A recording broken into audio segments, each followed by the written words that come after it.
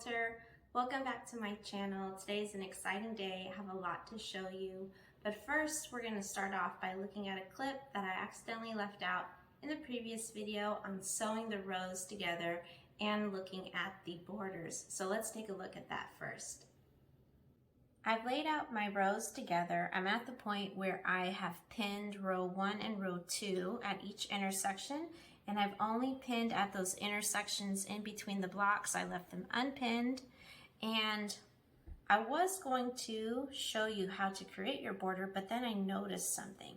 So notice this is the fold of the yardage right here, and here is the third from each side. This is the center of what will be the quilt. And I'm going to slide this over so you can see it. Look at all that space right here. If I take this extra border and I just lay it, I actually am going to have enough from the yardage for all 4 sides. I won't have to add any length to my border to make it longer. In fact, I'm going to have to trim away, I think. So I'm going to leave the border as it is, but I am going to show you what you would do if you had to create your border. So let me move this. Most of the time you do need to create your border. So it's almost exactly like binding, the way that I like to do it. I take the first strip, lay it perpendicular to me, parallel to me, and then the second strip, of course I would cut the selvage off, but I'm going to fold it into half diagonally and open it across here. And then, can you see that fold? I'd pin here, here, take it to the machine, and with a tight stitch, stitch all the way down, unpin, cut this away, and then when you open it, you would have a longer border. Now I didn't pin it, so that's why it's a little wonky, but you make your border the way that you make your binding on the diagonal. Here's what I had left from those borders. So these 2 little pieces and these 2, they're gonna go into my scrap bin for rainy day. And here is my quilt top.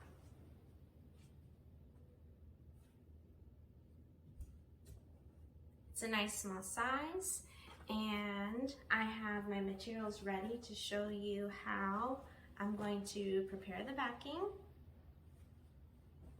I have my pins ready for pin basting, and I will also show you how I take 2 scraps of batting.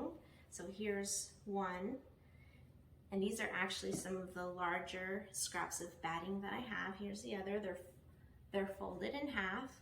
I'll show you how I join them before I get started in preparing my quilt for free motion quilting. So let's start with the batting first. I've got my 2 pieces of batting laid out. I have a fresh blade on my rotary cutter and my large ruler to cut. These pieces of batting are 100% cotton. They are from the Pelon brand, and it's the kind that has a soft, fluffy side on the top, and then a very light and thin fusible webbing on the back. So I'm not going to take this to the iron because then the fusible webbing will melt onto the iron. To begin, I am going to keep it folded in half, and I'm going to trim, well, straighten one edge. And I'm going to match the folded side of the batting to the line on the ruler. And I'm just gonna try to smooth out any wrinkles that I have. Now I'll bring this down. This is gonna extend past the quilt, so it's okay if this is not exactly straight, but I will try to make them match a line on the ruler. Now that I've smoothed out the wrinkles and my folded lines are on one of my folded edges are on the lines, I'm going to match the ruler to the cutting mat and go across as straight as I can.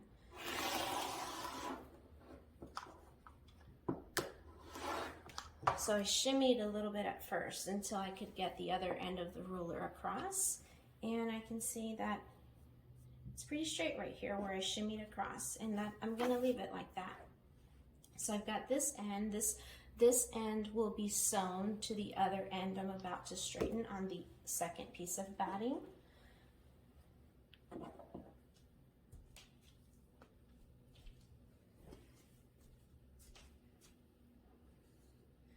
This one is wider in size, but also not as long, and that's okay. I'm going to just do the same thing. I'm going to start by straightening the folded edge on the line of the cutting mat and smooth out any wrinkles.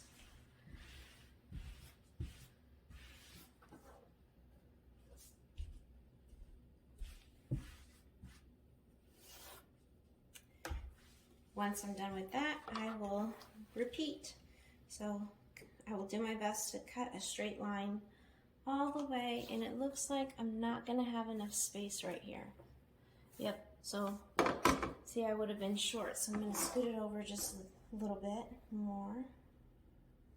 Okay, and check everything again. No wrinkles, looks good. Checking underneath, that's fine. Okay, and now I'm gonna cut.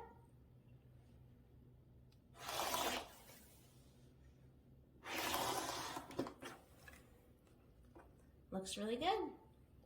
So now it's time for me to take this piece of scrap batting and the other to the sewing machine, and I will show you how I joined them along this cut edge. I'm at the sewing machine and I have the fusible side facing up because I don't want any of it to get inside the machine. And I have the thinner of the two scraps of batting on the inside of the machine. It just makes it easier to manage. And I aligned the top of the batting even though they're completely different lengths. And I'm gonna chop it up anyway, so it really doesn't matter. Just take this blue thread out, and I have a zigzag stitch set on my Baby Lock Allegro. It's stitch number 6. The width is 5 and the distance is 2.5. I believe that's the default. So I've just centered the where they meet in between this foot, and I'm going to keep both sides steady so that one side doesn't bunch up or the other.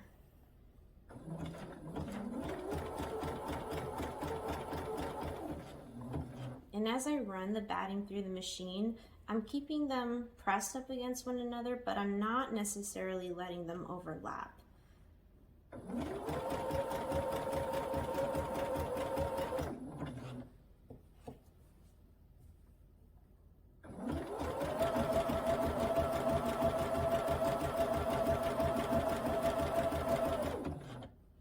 I'm going to adjust, get the batting off the floor, and continue.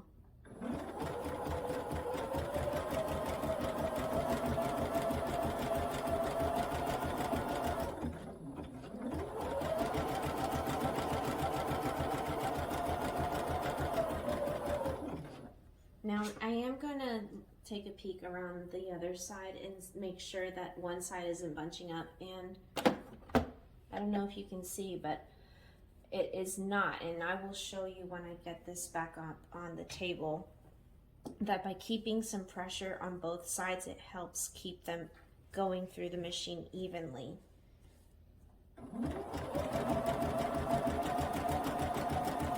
And if it looks like they're going to overlap, even if it's just a little bit, it'll actually, under the pressure of your foot, smush it down. So don't worry.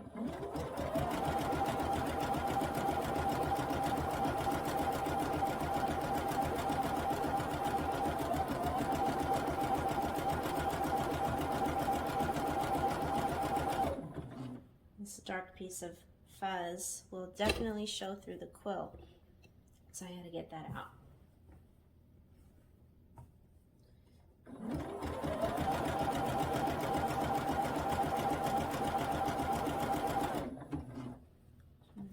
Adjust again and go all the way to the end. Here's that seam. I'm going to bring it in a little closer for you. There it is. And it's pretty flush. Can't even tell. It looks like there is a little bumpiness right here, but once I've layered all the pieces and I've ironed it down, the fusible webbing on this side and the free motion quilting will take care of that, and it's really nothing at all. So I have the side here that needs cutting. I'm gonna put that facing towards me and lay out the quilt top starting from this corner, because this side was sewn more evenly across.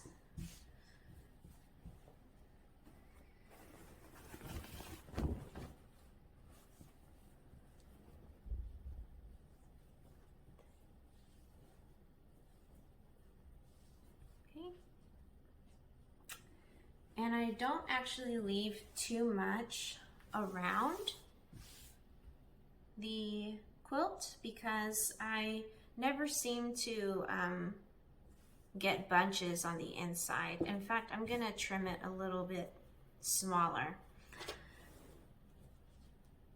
And I lift and gently with my hands straighten it, laying it flat.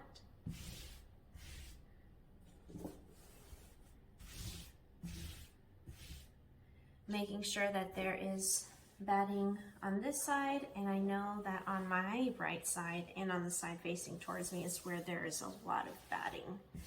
So now I can take my rotary blade, here it is, and I can cut across.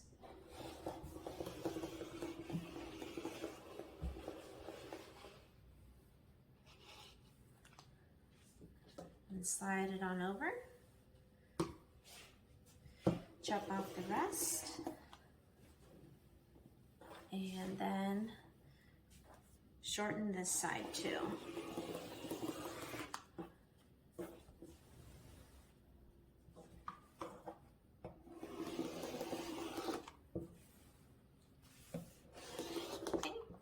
This is too small for me to use personally. I don't have itty bitty projects and I have so much scrap batting anyway. I'm gonna throw that away, but this one is a nice chunk that I will keep because I know I have some patterns to use for this size. That will go back into my scrap batting cubby. Now I'm ready to iron out the backing, and I want to talk to you about the backing. The width of fabric is about 42 inches, but this quilt is, I think, came to 36 and a half inches. And I did follow the pattern suggestion in purchasing, I think it was 3.5 yards, but I didn't really need all that, and I will show you why. So let me go ahead and get this ironed, and then I can explain a little bit better. The backing is all ironed out, and it's hanging off the table. I've got a weight right here to keep it steady. And I'm going to explain what I mean when I said I didn't need all the yardage that I ended up buying. So here's the quilt top, and it's still, it's just kind of like felt. It's just sticking to the batting, and I'm going to, even though the backing is right side up right now, I'm just going to show you because the color is easier to see. Leaving the selvage exposed and then sliding this down the table. This quilt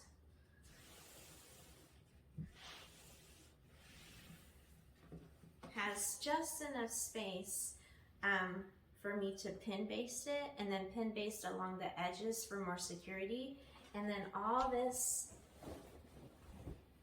extra yardage is not needed. So it works for me because I'm going to free motion quilt on my Allegro machine, but if you find that you need the extra space when you're free motion quilting, you're going to want the extra yardage. Cut it, sew a seam, make it larger so you have extra space to work with. Or if you're sending it to a long armor, they always need 4 or 5 inches on every single side extra because of the connections they have to make. So depending on how you're going to get this quilt quilted will determine what you do. So I'm going to go ahead and cut it out real fast, and then I'll bring you in closer to see how I pin baste the quilt. Here's the quilt. I ironed the 3 pieces together. When we take a look at the back, you can see that the batting, I don't know if you can hear it, but it's kind of sticky because the heat adhered it to the backing. And then the front is removable. It's just sticking on sort of like felt wood. That makes it easy for me on a small quilt to just lay it over the table, drape it, and start in the center. So I have a few different, and there's a paper clip, I have a few different pins in here. My favorite ones were purchased at my local grocery store. So at H-E-B, I really needed some pins, and I happened to be grocery shopping when I noticed that they sold them in the medical aisle. And I don't know which ones are which, but I can tell when I use them because they're really sharp. And the other pins that are in here are from Hobby Lobby, and I don't like those because they are not sharp and it takes a lot of effort to gently pierce all 3 layers. So as I'm using them, you may notice me struggle with some or decide not to use some, but I always start in the center. And for this size block, which is 6-inch finish, I'm going to do 1 pin per block. And I just go in the middle. They don't have to be facing the same way. And I did want to make a correction.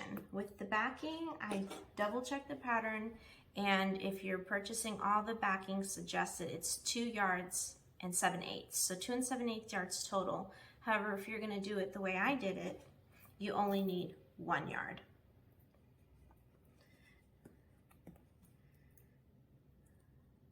I'm gonna take these pins and I'm just gonna go all the way across. See that one? That one's from Hobby Lobby. It pushed the batting through. And as I go, I just smooth the quilt out, and it's already been ironed flat. I'm not too worried. Before I take it to the sewing machine, I will actually iron it again, just to be safe.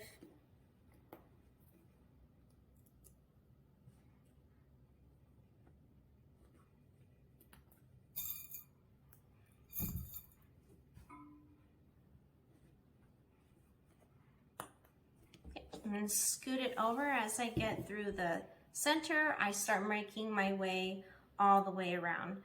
I'm going to go ahead and do this off camera, and then I will iron it and meet you back at the sewing machine. Here we are, all ironed out, ready to go. I have a fresh needle in. I'm using the Schmidt's quilting needle, and I actually ordered a big package of these from Amazon because it was cheaper anywhere else. And I have my free motion quilting gloves. My Baby Lock Allegro, I've noticed, is pretty happy right below the 9, and my feed dogs are down. And I've already checked to see that the quilting is going to be good, the tension on both sides. I like to start with the quilt mostly away from me. That way, when I begin, the thread is on this way as I move forward.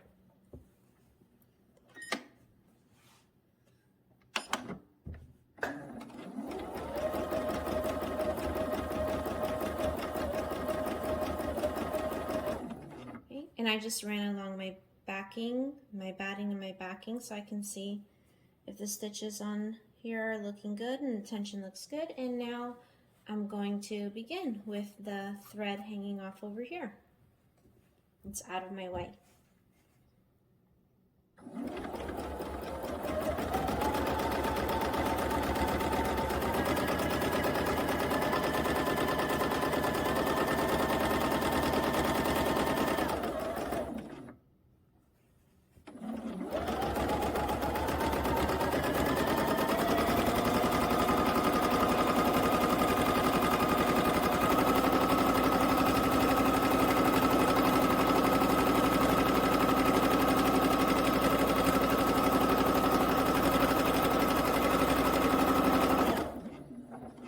I've done a couple of swirls. I'm going to check before I continue. And I have my machine set at medium just because I don't want it to get too loud right now at this time of night because I am quilting at night.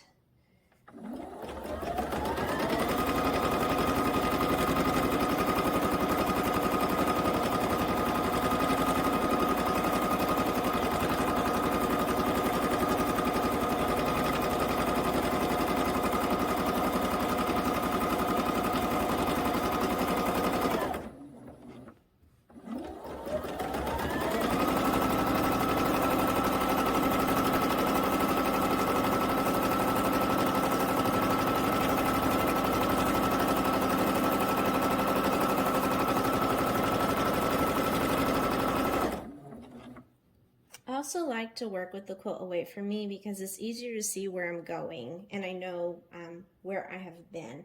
Like I know I have a pin coming up, so I'm going to take that one out and continue. I took the quilt off of the machine so I could give you a close-up in the brighter light what the quilting looks like so far. Can you see it? It's just swirls. And the cream looks really good on the background fabric. And you can't really even see it on the backing, in person or on camera. So I will finish this within the next week. It's pretty small, so I know it's doable. And next time I will show you how I prepare the binding and get ready for our next project because we're going to be doing the icebox cookie quilt. There it is. You will need some accent fabric for this one, so start looking for that. And the fabric that I will be using is Solana. So excited to use this one. So thank you so much for being here with me today.